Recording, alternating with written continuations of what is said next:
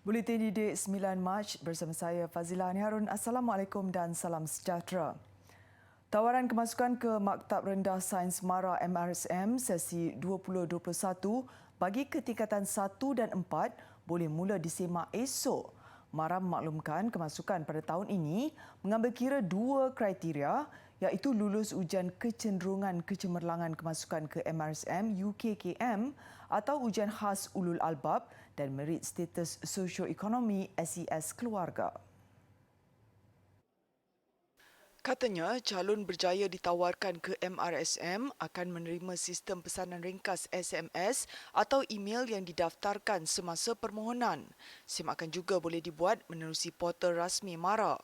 Pemohon atau ibu bapa perlu mengesahkan penerimaan tawaran kemasukan menerusi pautan sistem MyMRSM dalam portal MARA. Sekiranya calon tidak membuat pengesahan penerimaan tawaran dalam tempoh 7 hari, tawaran kepada calon berkenaan dianggap terbatal. Katanya, permohonan rayuan ke MRSM dibuka pada 7 April sehingga 30 Mei depan secara atas talian dan pemohon tidak perlu menghantar permohonan fizikal kerana proses dilaksanakan sepenuhnya secara atas talian. MARA menerima 102,329 permohonan bagi kemasukan ke tingkatan 1 dan 4, manakala kapasiti kemasukan pelajar ke tingkatan 1 seramai 7,783 orang pelajar dan tingkatan 4 pula seramai 2,426 orang pelajar. Kira-kira 41,000 calon sijil pelajaran tinggi Malaysia STPM di seluruh negara memulakan peperiksaan ulangan semester 2 tahun 2020 semalam. Menteri Pendidikan Datuk Dr. Muhammad Razif Jidin berkata, calon-calon dilihat sudah pun terbiasa dengan prosedur operasi standard SOP yang ditetapkan sekaligus melancarkan proses peperiksaan tersebut. Jika kita lihat, alhamdulillah SOP perjalanan STPM ini seperti mana SPM juga berjalan dengan baik, segala SOP dipatuhi dengan baik dan kita doakan semoga STPM berjalan dengan lancar di sepanjang tempoh ini. Dia STPM ni dia banyak sikit, kohort-kohortnya berbeza sedikit dengan SPM dan yang kohort terakhir yang peperiksaan untuk tahun ini akan mengambil peperiksaan pada awal April. So dia ada berperingkat-peringkat bermula dengan ulangan semester 2 yang bermula semalam. Beliau berkata demikian selepas menghadiri sesi lawatan ke Sekolah Menengah Kebangsaan Tinggi Kajang di Selangor siang tadi. Sehubungan itu katanya, semua pihak perlu memberi motivasi dan doa yang berterusan kepada calon yang bakal menduduki peperiksaan dalam keadaan suasana norma baharu.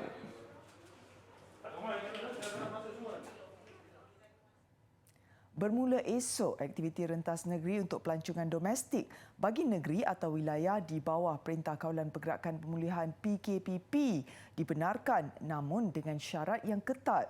Menteri Kanan Keselamatan Datuk Seri Ismail Sabri Yaakob berkata, pergerakan pelancongan dibenarkan membabitkan negeri Melaka, Pahang, Terengganu, Perlis, Sabah, Putrajaya, Labuan dan terbaru Langkawi. Syaratnya ialah perlu menggunakan perkhidmatan syarikat agensi pelancongan berdaftar dengan MOTEC. Pergerakan hanya menggunakan kenderaan pelancongan yang berdaftar dengan MOTEC. Pergerakan secara persendirian tidak dibenarkan. Syarikat agensi pelancongan perlu mendapat kebenaran daripada PDRM untuk pergerakan rentas negeri. Perjalanan mestilah terus ke PKPP. Beliau berkata, kenderaan pelancongan juga dilarang berhenti di kawasan selain PKPP jika terdapat keadaan terpaksa merentas di negeri berkenaan untuk ke negeri PKPP yang lain. Jelas beliau, kemudahan penginapan juga sudah ditetapkan oleh agensi pelancongan dan perlu dilaporkan kepada polis ketika permohonan rentas negeri dilakukan.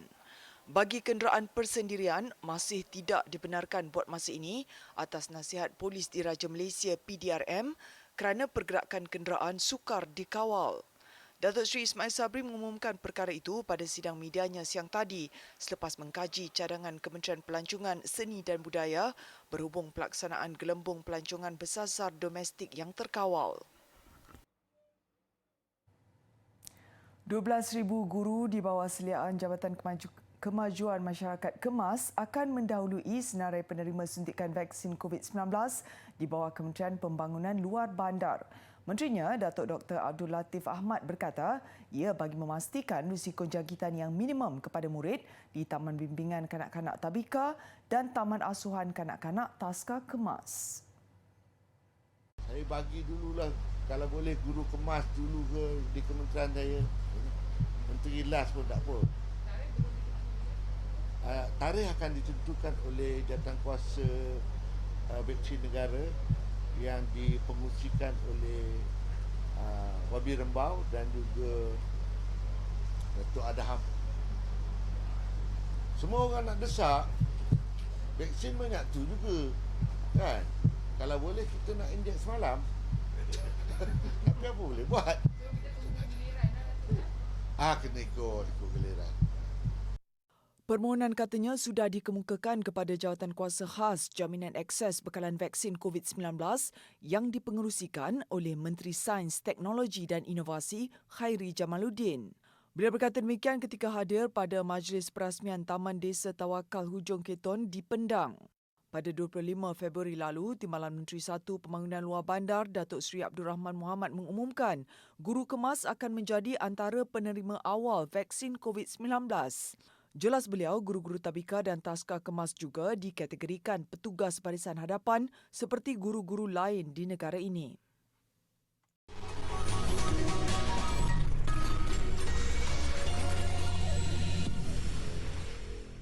Bertemu kembali. Walaupun sesi persekolahan pelajar sekolah menengah hanya akan bermula pada bulan hadapan, inisiatif yang dilakukan sekolah ini wajar dipuji kerana bukan sahaja melaksanakan program orientasi pelajar tingkatan 1 secara maya, malah program itu turut menyediakan pelbagai aktiviti menarik sebagai mengalu-alukan kedatangan mereka ke sekolah menengah.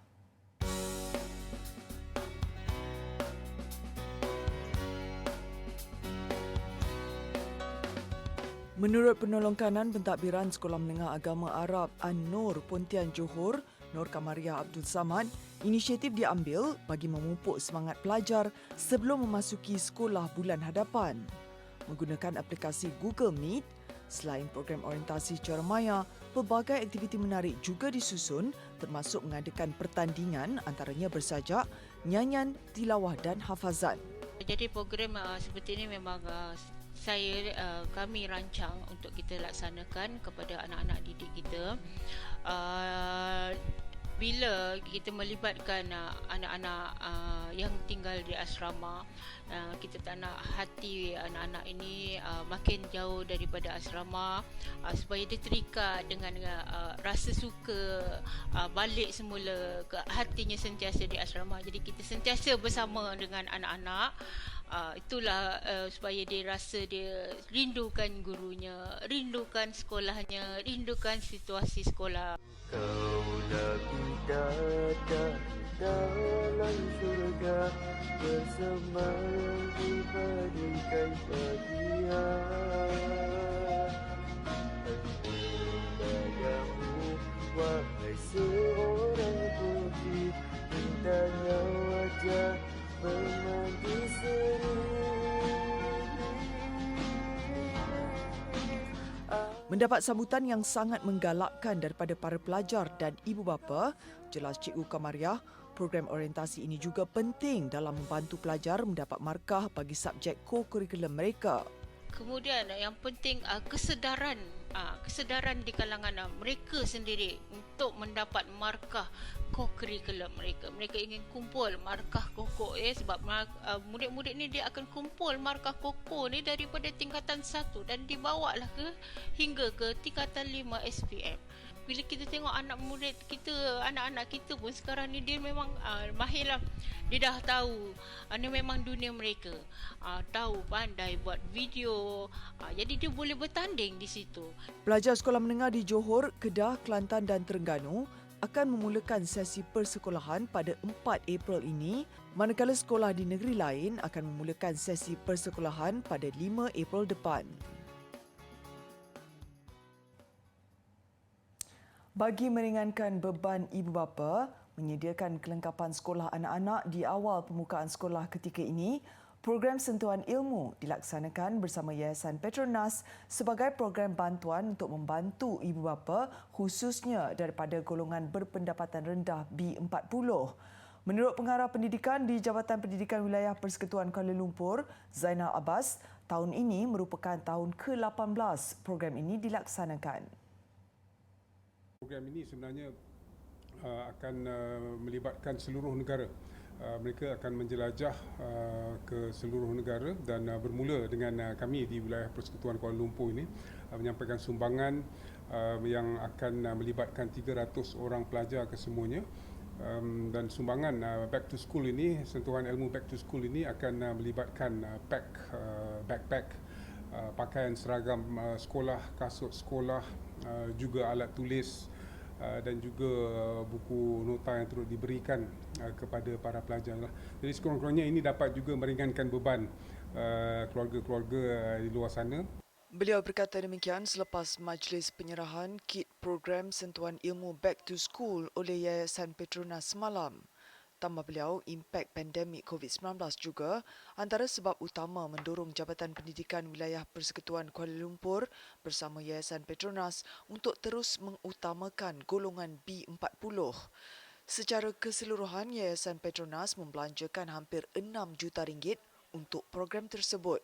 Zainal turut berharap usaha ini dapat diteruskan pada masa akan datang selain membantu pihak kementerian merancangkan lagi agenda pendidikan negara.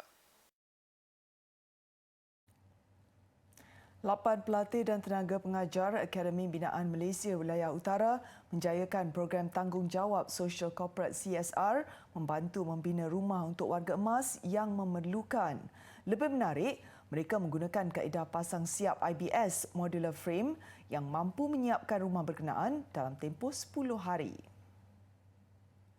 Menerusi sumbangan Badan Bukan Kerajaan NGO, Tenaga Kerja dan Pelajar ABM Wilayah Utara, perbelanjaan pembinaan rumah berkenaan yang berharga RM25,000 dapat dijimatkan.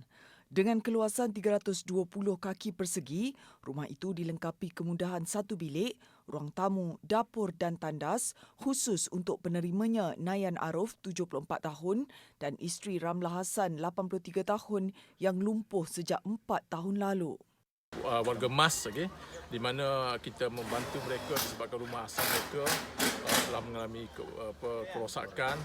Maka daripada kami membina sebuah rumah baru ataupun membaiki rumah baru, maka kami ambil keputusan untuk membina sebuah rumah untuk 2 orang, iaitu suami dan isteri dengan warga emas untuk mereka mendiami dalam masa terdekat. Konsep yang kami gunakan ni adalah konsep IBS steel framing. IBS steel framing di mana kita membina kerangka besi di bengkel selama 7 hari.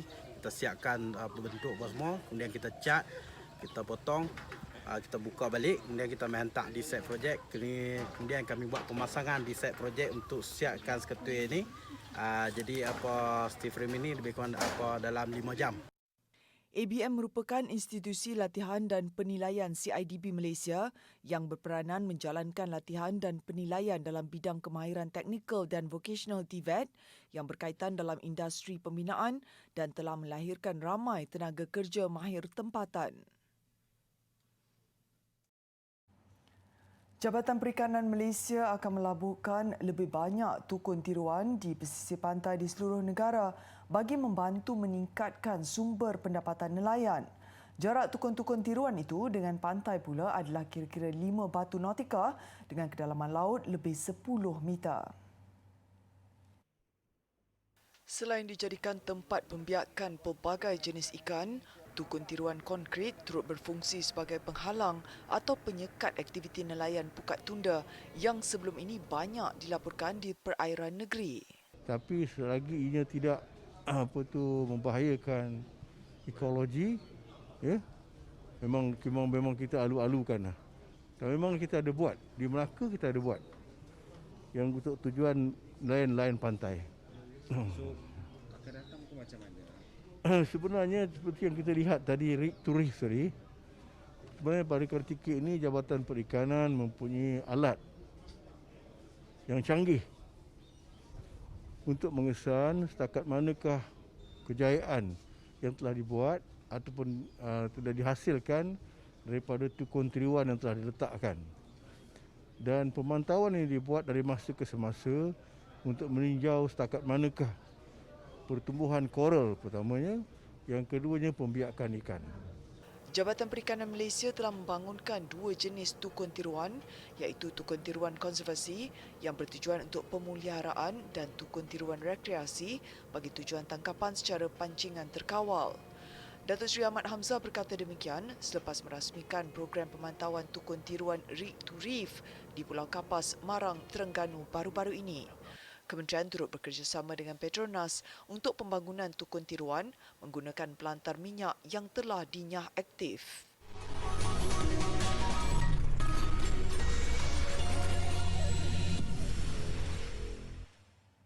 Jutaan kanak-kanak di United Kingdom kini dibenarkan meneruskan pengajian selepas institusi pendidikan itu pertama kali dibenarkan beroperasi dalam tempoh 2 bulan akibat penularan COVID-19. Kerajaan pimpinan Perdana Menteri Boris Johnson juga menjangkakan kesemua premis berkenaan akan sepenuhnya dibuka menjelang akhir Jun ini. Pembukaan sekolah itu bermula sejak semalam ketika London giat memperluaskan pemberian vaksin kepada rakyatnya. Bagi pelajar, ia memberi sinar baru kepada mereka, memandangkan sukar bagi kelompok itu mengadaptasikan pembelajaran norma baru. Incredibly happy and excited. Because we get to go back to school, meet all our friends and teachers, and learning's more interactive. And it's just fun being in class and online learning. Turut berkongsi keterujaan, sudah tentulah barisan guru yang selama ini berhempas pulas mengajar secara maya. I'm so excited to be back at school today. It really made it real when we saw the kids' faces this morning, and you could just sense the excitement. They've actually been astounding during online teaching. They've really put so much effort into it and enthusiasm, but it's not the same as being at school in person. So it's great to be back. Untuk rekod, United Kingdom mengarahkan penutupan sekolah ekoran perintah berkurung ketiga sejak 5 Januari lalu. Selain itu, pusat jagaan di seluruh negara turut dibenarkan beroperasi dengan kebenaran 2 individu berada di luar perkarangan rumah pada satu-satu masa. Di Amerika Syarikat pula, semua sekolah menengah awam New York akan mula beroperasi 22 Mac ini selepas ditutup sejak November tahun lalu ekoran penularan wabak COVID-19 yang melibatkan 488 premis dengan lebih 55,000 pelajar. Pelajar yang dibenarkan ke sekolah membabitkan antara grade 9 hingga 12, manakala grade berlainan dengan 282,000 pelajar akan menggunakan kaedah pembelajaran atas talian seperti biasa. Perkara itu disahkan Datuk Bandarnya, Bill de Blasio. Katanya aktiviti sukan turut dibenarkan mulai bulan hadapan dengan pertandingan kompetitif pada Mei sehingga cuti musim panas. Semua peserta diwajibkan mengenakan pelitup muka dengan kehadiran sifar penonton. Kebenaran aktiviti berkenaan bersandarkan kepada keperluan serta kepentingan menjaga kesihatan mental dan fizikal pelajar.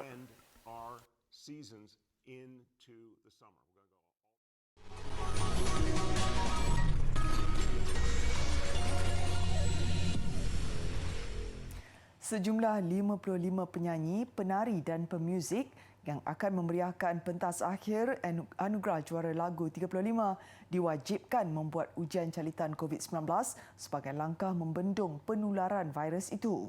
Prosedur operasi standard SOP yang ditetapkan Majlis Bandaraya Shah Alam MBSA itu dipatuhi sebahagian daripada garis panduan yang ditetapkan menjelang acara kemuncak Majlis Anugerah Berprestij yang akan disiarkan secara langsung tanpa penonton Ahad ini. Bermula seawal jam 10 pagi di MSU Medical Center Shah Alam, proses membuat ujian calitan RT-K antigen dilakukan secara pandu lalu. Antara penyanyi terawal yang hadir memberikan kerjasama Ernie Zakri, Wania Srita dan Azlan and the Typewriter. Sebenarnya lagi bagus lah sebabnya kalau kita ikutkan bila dapat swab test especially macam ni kan, bila ditaja pula, kita lagi bersyukur lah. Sebabnya kalau kita tak check, lagi bahaya. Bagi saya, proses untuk mendapatkan SOP ni, untuk memenuhi kehendak SOP ni, satu usaha yang baik lah. Cuma semua orang yang tak biasa macam saya ni kan, masuk dalam lubang hidung tu, terkeluarlah air mata semua. First time ke dia tu? Ya, first time. Sebanyak 12 lagu akan dipertandingkan dalam pentas akhir pertandingan AJL, antaranya Hati daripada Hil Husaini, peluang kedua Nabila Razali, Belenggu Rindu Datuk Jamal Abdillah dan Wani Hazrita. Daripada tahun lepas lagi kita dah start dah sebenarnya program-program, dah tak ada penonton, tapi itulah still rasa lain juga sebab ni AJL kan, something big. Orang kata tu pertandingan yang besar untuk penyanyi-penyanyi, so tak ada penonton, tak ada sorak penonton, dia rasa lain sedikit lah. Tapi overall kita akan cuba buat yang terbaik juga. Turut diwajibkan membuat ujian caritan, hos program dan mereka yang akan berada di atas pentas. InsyaAllah kami akan cuba memberikan yang terbaik walaupun dah berapa bulan duduk rumah aja ni. Mestilah ada nervous-nervous tu kan. Sebab AJL tu pentasnya sangat hebat sekali. You bertanding ke, you tak bertanding ke, you tetap akan nervous kat atas tu. But hopefully everything will be dipermudahkan dan insyaAllah yang terbaik lah. Penggunaan teknologi augmented reality atau AR untuk melihat kembali zaman silam di Hong Kong akhiri Buletin Didik malam ini. Dengan itu saya Fazilah Hani Harun. Salam hormat dan Assalamualaikum.